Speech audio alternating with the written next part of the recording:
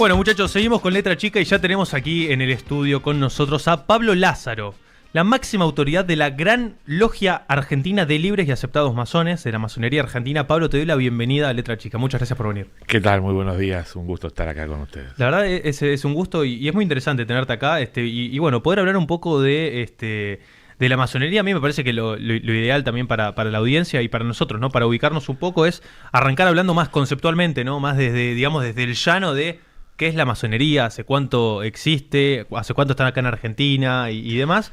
Y bueno, a partir de eso empezar a profundizar en estos temas. Perfecto. La masonería, nosotros tenemos una definición institucional que decimos que es una institución filosófica, filantrópica, laica y progresista. Y siempre subrayamos, le ponemos mucho acento a la palabra laica, porque buscamos nutrirnos de la diversidad, ¿no? De la pluralidad de ideas, de la pluralidad de voces, en la unidad mínima de trabajo, que es la que se llama logia, es el grupo de masones. Queremos tener representadas, como decimos, todas las aventuras del espíritu. Es decir, en los temas políticos queremos que haya peronistas radicales, socialistas, apartidarios, empresarios, en lo religioso, católicos, judíos, ateos, agnósticos, musulmanes, porque tratado un tema, queremos tener la opinión de todos, de todas las edades, de todas las profesiones, de todos los oficios, y buscar acuerdos. La masonería es una federación de librepensadores, que el librepensador es aquel que se cuestiona incluso sus convicciones más íntimas. A veces las ratifica, pero por lo menos hace esa pregunta que ha derribado imperios a lo largo de la historia, que es preguntarse el por qué. ¿Por qué de las cosas? Sacar conclusiones, ratificarlas o cambiarlas. La federación de logias que hay a lo largo y ancho de un país... ¿Hay muchas logias? En la Argentina hay 480 y pico de logias a lo largo de todo el territorio. La federación de esas logias es lo que conforma la Gran Logia, de lo que actualmente soy su presidente. Salvando las distancias y con todo respeto, no hay un papa masón, digamos, no hay una autoridad mundial de la masonería. La masonería es potencia por país. Hay un gran maestro de Argentina, uno de Chile, otro de ¿Y Alemania. tienen vinculación entre sí? Al igual que en los países, existen foros de confluencia, así como está la OEA para los países, existe la Confederación Masónica Interamericana para las grandes logias, así como está la ONU, existe la Conferencia Mundial de Grandes Logias para la masonería. Pero al igual que ellas, no son vinculantes para el país. Supongamos un ejemplo extremo y que nunca pasaría, pero que vamos a la Conferencia Mundial de Grandes Logias y dice, a partir de ahora el idioma mundial de la masonería es el inglés o el alemán. Yo puedo venir a Argentina y decir, no, eso no aplica a nuestro país. Okay. Entonces, son foros de confluencia, foros de debate, de consenso. Ok, y entonces la masonería es un grupo de personas diverso, digamos, que busca acuerdos. Que busca acuerdos, ¿para qué? Para hacer una sociedad mejor. Cada logia tiene su objetivo, alguno pone el acento en lo filantrópico, otra en lo histórico, otra en lo político. Algunas logias son corporativas, como decimos, por ejemplo, logias de médicos, que tienen su problemática común, o logias policiales, por ejemplo. Pero el 80% de las logias son lo que llamamos eclécticas, es decir, que tienen diversos objetivos. Un día hablas de un proyecto de ley que querés escuchar la opinión del que no está de acuerdo con ese proyecto de ley para fortalecerlo, para antes de llevarlo a una legislatura tenga mucho más consenso. Y otro día hablas de temas mucho más espirituales, por ejemplo, la existencia o no de Dios, y querés escuchar al creyente, al no creyente, al que es agnóstico y te plantea desde la duda algunas cosas, porque justamente al cuestionar todo, al ser y al querer cuestionar todo, el masón siempre cede un poquito para escuchar al que piensa diferente y complementarse, ¿no? Hace poco un colega de ustedes nos decía, hoy sería contracultural hablar de pluralidad, y bueno, la masonería siempre fue su fortaleza, ¿no? O sea, no la polarización, sino al contrario, buscar puntos de encuentro. En Argentina podemos nombrar un montón de procesos en los cuales estuvo involucrada la masonería. ¿Cómo ¿no? cuáles? A ver. Como por ejemplo la ley 1420, de educación libre, laica, gratuita y obligatorio, se forjó en la logia docente, ¿no? Que es la que explica por qué gente tan diferente como Sarmiento o Roca estuvieron en la promulgación de la ley. ¿Quiénes fueron? O sea, ¿qué figuras argentinas fueron masones? San Martín, Sarmiento, Belgrano, Mitre, Alem. Y todo esto, ¿cómo se sabe que eran masones o no? Bueno, en gran parte hay actas, ¿no? Porque algunos de los que nombré no solo fueron masones, fueron grandes maestros, o sea, presidentes, han firmado cosas. Sarmiento, Mitre y Alem, por decir algunos, fueron presidentes de la Gran Logia. De hecho, mi despacho, la silla que uso literalmente era la de Sarmiento y Alem, que fue su compañero de fórmula y asumió cuando Sarmiento asume la presidencia de la Nación. O sea, hay documentación, tenemos un archivo histórico, hemos hecho pública la condición masónica de muchos a medida que aparece documentación histórica, como Alfonsín, que fue el último presidente masón, y lo hicimos público con los 40 años de democracia, al haber encontrado archivos de su intercambio con Chile, de la Logia Independencia, que era una logia a la que pertenecía.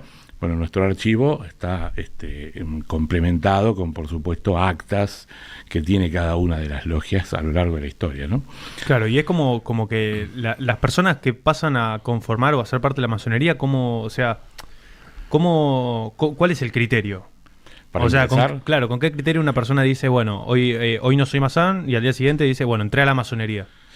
Cualquier persona que, por sobre todas las cosas, esté dispuesta a escuchar a alguien que piensa diferente, porque hoy estamos en un momento, y nosotros hemos quintuplicado la membresía en función de esta polarización extrema que hay, donde todos y cada uno de nosotros tenemos nuestra ideología, nuestra posición, incluso alguna pertenencia partidaria, pero en la masonería sigue siendo ese espacio, como eran antiguamente los partidos políticos o los clubs, las instituciones gregarias, digamos, donde la pluralidad de ideas es la fortaleza. Entonces, hay gente que quiere seguir hablando con el que piensa diferente, pero no a los gritos, no con el fanático, no con el que entiende que tiene la verdad revelada, al contrario.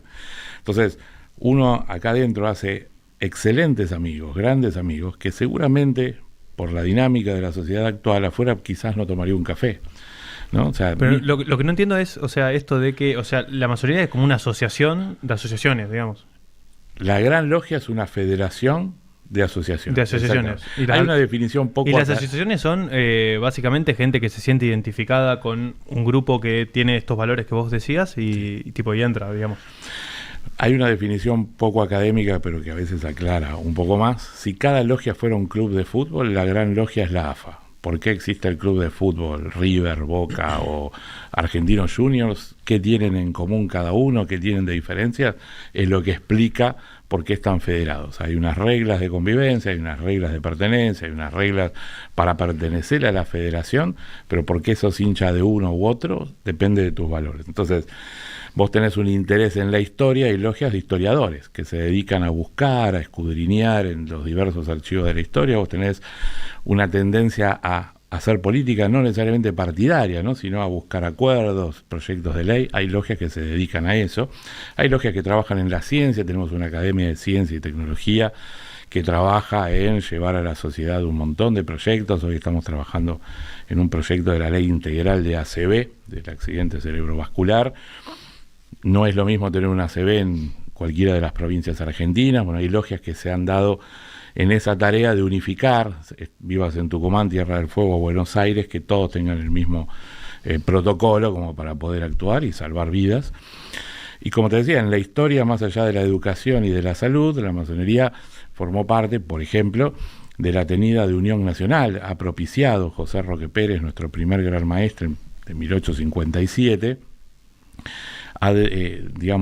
hizo propicio que Urquiza, teniendo la posibilidad de pasar por arriba de las tropas de Mitre en el llamado Misterio de Pavón, mal llamado Misterio de Pavón, ha llamado a Urquiza y a Mitre a recordarles que son masones, que están juramentados en tener todas las instancias de diálogo posible antes de tomar las armas, y es lo que produjo que Urquiza se dé media vuelta y se fue. Hoy se sigue hablando del Misterio de Pavón. Para nosotros no es ningún misterio, hay actas, hemos publicado, incluso escritos con la conferencia que dio Roque Pérez, dando inicio a lo que hoy conocemos como la nación argentina, ¿no? Una pregunta, ¿de qué, por ejemplo, vos como gran maestra de masonería, cómo vivís? O sea, ¿de qué vivís? Nadie vive de ser masón, ¿no? Yo en mi caso me dedico a la informática, a ciberseguridad particularmente, y a dar clases, y desde el último aprendiz al gran maestre, o sea, el aprendiz es el recién iniciado o ingresado, al gran maestre tenemos de día nuestro ¿Y trabajo. cómo, qué tienen que como jerarquías adentro? Grados, o sea, vos ingresás como aprendiz, luego de un año sos compañero y al tercer año sos maestro si vas avanzando en tu camino de comprensión de las herramientas. ¿Y quién evalúa eso? La logia a la que perteneces. Digamos, vos entrás a una logia como aprendiz y vas debatiendo, participando, presentando escritos desde proyectos de ley, como te decía, lo que se te ocurra, debatís, participás y bueno, se van rindiendo exámenes como si fuera muy parecido, salvando las distancias, a las artes marciales. No quiere decir que el cinturón negro sea jefe del cinturón naranja, quiere decir que tiene un recorrido dentro de la institución que le permitió ir adquiriendo sabiduría en ese camino. Bueno, los grados más o menos. ¿Está bien dicho que son como una elite? No. Porque para el, digamos, quizá, no sé qué porcentaje de la población será masón, pero entiendo que debe ser poco el porcentaje. ¿Cómo, o sea, que se los ve como, históricamente, yo entiendo, ¿no? Y por ahí es muy personal, ¿no? Pero se los ve como una elite, digamos, como un grupo de gente que se asocia y que resuelven temas entre ellos que después pueden o no afectar a otros, y bueno, hay como mucho mito y cosas así. Hay mucho mito, de hecho hay muchos mitos alrededor de la masonería, se lo considera una élite económica, que no lo es, hay gente de mucho dinero y hay gente que tiene su estudio o es estudiante, hay gente que tiene oficios, se considera una élite intelectual, en ese sentido cualquier ciudadano que tenga ganas de justamente formarse, de trabajar, de convertirse justamente en un libre pensador, en el cuestionarse el porqué de las cosas, es bienvenido. Eso no quiere decir que seamos una élite intelectual, quiere decir que tenemos un grupo de gente inquieta que necesariamente empieza a ocupar espacios y de ahí surgen mitos. Sobre ese punto, porque la imagen que yo tengo, y puede ser desde la ignorancia o capaz es algo que ha ido cambiando, es que antes era algo bastante más cerrado, que tampoco se hablaba, que era por invitación para poder entrar, y hoy en día lo que estoy escuchando es algo mucho más abierto, ¿no? Absolutamente. Eso, ¿cómo era y cómo se ha transformado eso, para entender lo que eso es un poco? Claro, por ahí esto de la percepción de élite porque Justamente, porque siempre por se eso, percibió que era un lugar, un ambiente cerrado. Exactamente, claro. Yo me crié con esa idea, digamos. ¿No? Tal cual. Y de hecho era así, de hecho la masonería en algún momento de su historia fue secreta, cuando se jugaban la vida contra regímenes teocráticos y monárquicos, más acá en el tiempo por las libertades de América, bastante más acá en el tiempo, grandes logias como la Legión del Caribe, que era el grupo de grandes logias que luchaba en contra de las dictaduras latinoamericanas, eran masones que necesariamente trabajaban en secreto, pues si no los pasaban a degüello, literalmente. Pero con el advenimiento de las democracias y particularmente con la vigencia de la Constitución, la masonería florece, ¿no? Entonces decimos que es una institución discreta. En el mundo tuvo ese halo de misterio, pero Argentina particularmente tiene algunos aditamentos que otros países no. Por ejemplo, Uruguay, al igual que Argentina, tuvo dictaduras, solo que Uruguay de por sí es laica. Entonces tenés un expresidente como Tabaré Vázquez que públicamente decía que era masón y presidente y estaba todo bien. Y en Argentina, donde también hubo golpes como en Uruguay y Chile, tuvimos una corriente muy, muy reaccionaria respecto de otros países, ¿no? Digo, ninguna dictadura fue buena, pero me refiero a que en la nuestra además vino de la mano de una ideología muy reaccionaria respecto del libre pensamiento. Entonces, desde la década del 30, que consideramos que es una década bisagra, la Argentina perdió más de 470 propiedades, la gran logia a partir de cada una de sus logias, muchos masones dejaron de asistir, y además tuvimos una corriente muy importante de masones republicanos españoles exiliados en Argentina. Muchos masones fueron asesinados por Franco. Franco tenía una Secretaría de Estado para la represión del comunismo y la masonería, o sea, escrito en un decreto. Los que no perdieron la vida y vinieron, funcionó la República Española en el exilio, funcionó acá en Buenos Aires, la Logia Prometeo. Entonces toda esa generación que fue muy importante, yo conocí varios maestros de esa generación, no hace tanto que terminó el franquismo, nos criaron con esa idea de no digas que sos masón, porque podés tener problemas, podés perder el laburo, podés... Entonces, es más, yo siempre cuento, tenía un viejo maestro que nos decía, nuestra fortaleza es el secreto, no hay que contestar. Entonces, si es una institución con un halo de misterio, donde se dice cualquier cosa, y la masonería nunca contó su verdad, por supuesto, se llenó de mitos, de leyendas, de mentiras, Y nosotros somos una generación diferente, muy respetuosos del que la pasó Sos el presidente, mal. acá que tengo la descripción, el presidente más joven de la historia sería de la masonería. El primer sub 50, tengo 47 en este momento, asumí a los 43, pues ya hice un periodo y una reelección. Pero sí, si bien somos respetuosos del que la pasó mal, somos masones iniciados en democracia y entendemos que no hay nada que esconder, que la masonería más allá de... ¿Y vos a qué logia pertenecías?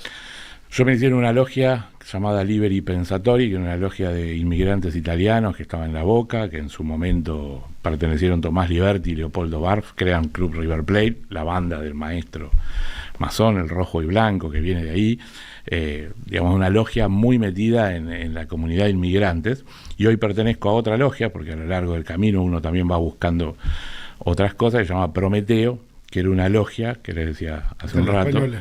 La de los republicanos españoles exiliados, que hoy por supuesto ya no quedan muchos, pero nosotros trabajamos en ese espíritu. Pero hay logias que mientras había republicanos españoles o anarquistas italianos, como la logia Liberi Pensatori, había otras logias que se dedicaban al estudio, a la cuestión esotérica, quiere decir al estudio del símbolo y sus diversas interpretaciones. ¿Y existe alguna logia tipo de la política? O sea, ¿qué incidencia tiene hoy la masonería, por ejemplo, en la política? Nosotros decimos que la masonería es parte del llamado soft power, como le dicen ahora, ¿no? O sea, no es que la masonería institucionalmente va a decir, che, pongamos un ministro. Claro, no toman decisiones a ese nivel. No, pero sí, por supuesto, o sea, hay personas que ocupan cargos en el gobierno anterior, en el que venga, pero no porque el gran maestre llame al presidente de turno y le diga, sino porque son grupos muy activos de personas que se meten, que se comprometen, que trabajan y de las diversas ideologías que hay, van ocupando espacios. Ahora, para el masón es una garantía de ciudadanía, de honestidad, de cumplimiento de la ley, saber que hay otro masón, entonces lo va a apoyar.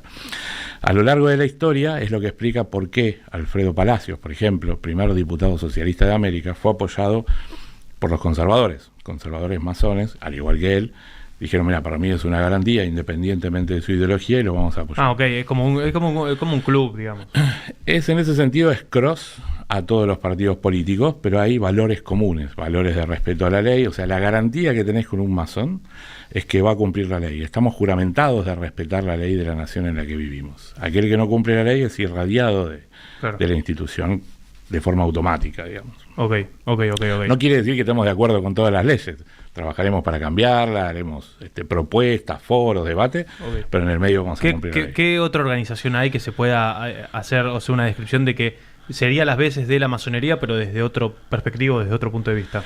Bueno, hay instituciones análogas, ¿no? De los que se dedican exclusivamente a la filantropía, como el Club de Leones o el Rotary Club y demás. Nosotros, además de la filantropía, formamos ciudadanía en diversos valores, pero con la particularidad que nosotros enseñamos a través del símbolo. Lo fantástico del símbolo es que es libre pensamiento, es decir, para vos es una cosa, para mí otra. El símbolo de la masonería, que es la escuadra y el compás. Sí, la escuadra y el compás. Todos los símbolos de la masonería son herencia de la construcción. Masón significa albañil, constructor, y éramos los constructores de masón catedral. ¿Significa albañil? Albañil, constructor, ¿no? Operador, como hoy le diríamos un albañil. ¿En qué idioma?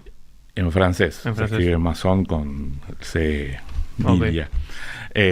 Pero bueno, éramos los constructores de catedrales de la Edad Media, que cuando la construcción se populariza y comienzan a aceptarse filósofos, científicos, políticos, se convierten en las grandes logias de libres y aceptados masones. Los aceptados somos los que no éramos constructores, sino que venimos de las ciencias, de las artes, y a partir de esto, digamos, de que nos convertimos en especulativos, todos los símbolos, las alegorías y las parábolas son tomadas de la construcción. Mazo, cincel, escuadra, compás.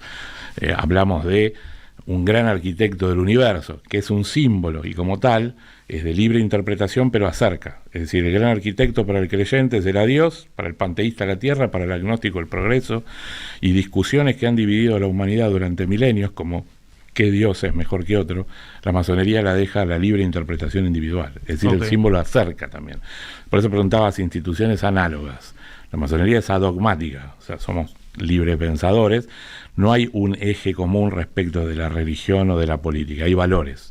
El respeto a la Constitución, o sea, a la ley, a la convivencia pacífica y a la construcción de consensos. Vos tenés una idea, un proyecto de ley sobre educación, nos vamos a sentar y vamos a trabajar desde el acuerdo. O sea, vamos dejando de lado primero las diferencias y encontramos esos 2, 3, 5, 10 puntos comunes y sobre eso construimos. Esta es la diferencia. Okay. Dejen ahí, los que están del otro lado, dejen sus preguntas acá en el chat que los estoy leyendo. Dejen alguna pregunta que esté buena para hacer y que vi que había algunas de algunas logias y demás para explicar. ¿A qué vos decís que esto de que haya mucho mito respecto a la masonería tiene que ver de que ha sido muy digamos, muy cerrada? Muy perseguida y cerrada a lo largo de la historia por izquierda y por derecha, ¿no? Desde el conservadurismo, como justamente los golpes militares en Argentina o en la región o el franquismo, a la izquierda también totalitaria, que la hubo en el mundo, o por regímenes teocráticos como en Irán. En Irán está estrictamente prohibida la masonería, pues se considera que viola los dogmas religiosos de ellos. Y en la realidad la masonería no tiene problema con ninguna religión. Es más, hubo papas masones, como Juan XXIII, pero el catolicismo en este caso es comulgado a la iglesia, como Iglesia Católica Apostólica Romana, a la masonería. Y cuando uno lee las bulas papales que generan esta excomunión de 1700 y pico, son todos motivos políticos. No hay un motivo, y yo invito a los oyentes. Aunque la Iglesia los tiene excomulgados. Estamos excomulgados. Hoy, después del Concilio Vaticano II, es un poco más light. Habla de aquellos que conspiren contra la Iglesia, no solo masonería como era antes. Ok. Pero sin embargo... de ahí llega, ok, entiendo. Digamos, el nacionalismo católico, por eso es como una interna muy fuerte, ¿no? Es una interna muy fuerte. Nacionalismo católico contra masonería. Efectivamente, de clericalismo y laicismo. Claro, entiendo un poco. La masonería no es antirreligiosa, pero en algún momento de su historia fue anticlerical, es decir, estuvo enfrentada al cuerpo político de la Iglesia. Vos pensás que en Argentina, en un momento donde la Iglesia tenía el registro absoluto de quién nace, quién muere, quién se casa, la masonería dio peleas, como la ley de matrimonio civil, después la de divorcio, la ley de cementerios, la Liga Argentina Pro Cremación, cosa que hoy damos, por supuesto, por sentado. Si uno mira los estatutos originales, la sede central estaba en la calle Cangallo 1242, hoy Perón 1242, nuestra sede central. Es decir, la masonería dio peleas para los derechos civiles desde el laicismo, que no significa estar en contra. ¿Dónde está la sede hoy? Perón 1242 es la sede central, la sede histórica. Abrimos en Noche de los Museos, hay tours, aquel que quiera conocerlo. Es una sede construida para ser la sede de la masonería por los mismos arquitectos e ingenieros. Ahí trabaja vos, digamos. Ese es mi despacho, pero aparte trabajan 9 logias por día. La construyeron los mismos que hicieron la primera fase del Teatro Colón. Por lo tanto, tiene la misma acústica. Son Tamburini y Jacques Enrique Pellegrini. Te paso algunas preguntas de la audiencia. Pregunta Juan, ¿apoyaron a Alfonsín? ¿Lo aconsejaron en algo? De hecho, la Asamblea Permanente por Derechos Humanos tuvo como presidente a Simón Lázara, que no solo era masón, hoy su hijo es masón también y es mi vicepresidente segundo. La Logia Independencia, que era la que pertenecía a Alfonsín, trabajaba muy fuertemente con él y lo apoyaba a nivel nacional e internacional. Nosotros, si tenemos una fortaleza, y te decía por qué soft power, es porque podés hablar con otro dirigente desde una relación de confianza en cualquier lugar del mundo, ¿no? Pregunta Max, ¿a quién veneran? No hay veneración. En la masonería entendemos que la religión o la fe, en líneas generales, es una cuestión absolutamente personal, familiar. Está el que cree en Dios, está el panteísta, está el ateo, el agnóstico. Por eso hablamos de un gran arquitecto. Es lo que cada uno interpreta como principio creador. Pregunta Cab. Preguntale, Proman, ¿cómo se financian?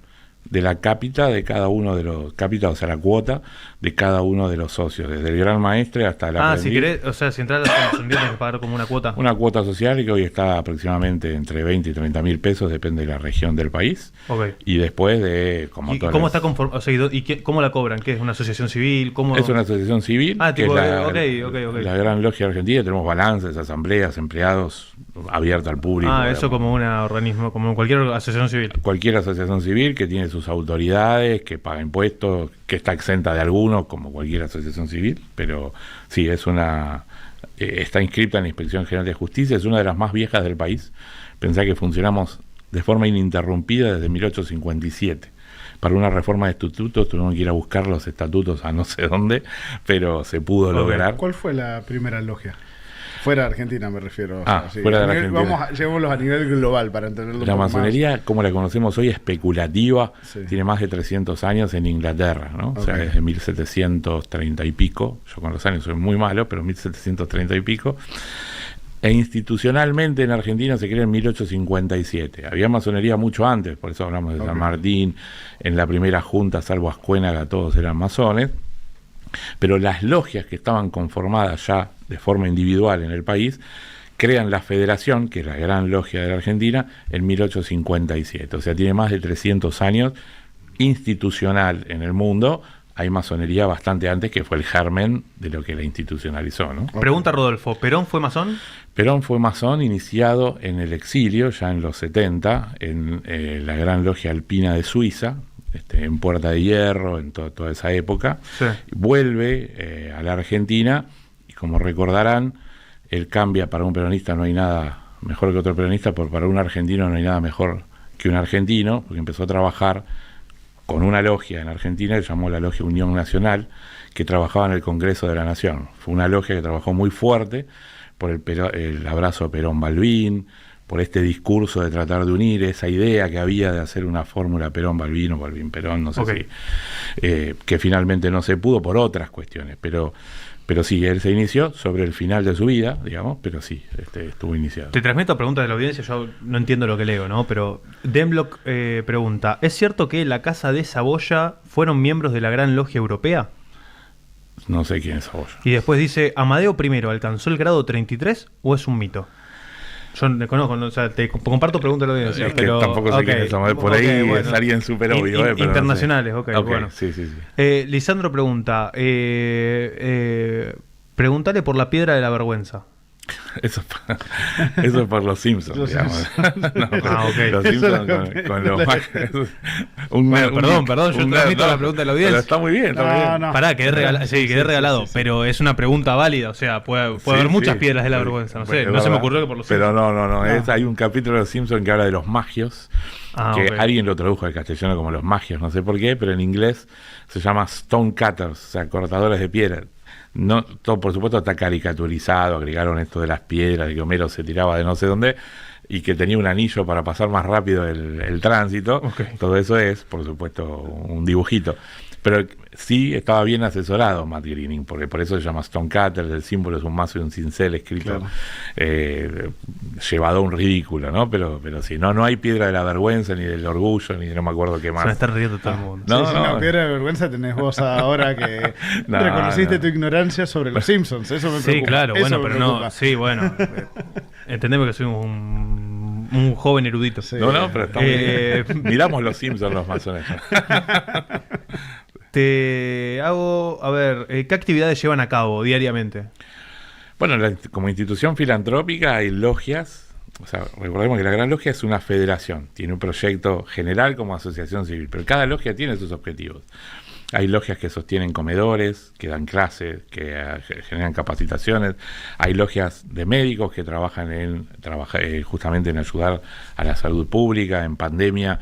Se crea específicamente una logia operativa llamada Caballeros de Malta, que en un momento donde la salud estaba saturada, tratábamos de dar una mano en provisión de insumos, a atender pacientes. Después, por ejemplo, en el caso de la provincia de Buenos Aires, tenemos un hogar de niños en el Máximo Paz, provincia de Buenos Aires, que es el hogar de la masonería, el hogar Bernardino Rivadavia, que hoy son 15 hectáreas, que da muchos servicios a la comunidad, no solo niños que van a una escuela que funciona allí, sino el cuartel de bomberos voluntarios de Máximo Paz está ahí, la sala de primeros auxilios, escuela de rugby, de fútbol, hay una radio. Es decir, tratamos de volcar a la sociedad de forma discreta, como decíamos. Nosotros no hacemos propaganda de, mirá, hicimos tal obra. Tratamos de solucionar los problemas de fondo porque hacemos filantropía, no caridad. Caridad, que es una parte de todo esto, es decir, hay veces que hay que enviar dinero, es necesario, pero tratamos de ir a solucionar el tema. Llámese un taller de artes y oficios, llámese una escuela, no solo enviar dinero. Entonces, esa es nuestra actividad principal. Bueno, Pablo, creo que fue una nota interesante, ¿no? Sí, completamente. Yo no tengo ni idea del tema, no, realmente, o sea, más allá de lo que uno escucha, de lo que sabe de esto, de los mitos y demás. La verdad que te agradezco por acercarte hasta acá y bueno, por abrirte a darnos una nota. Al contrario. Y la verdad que nada.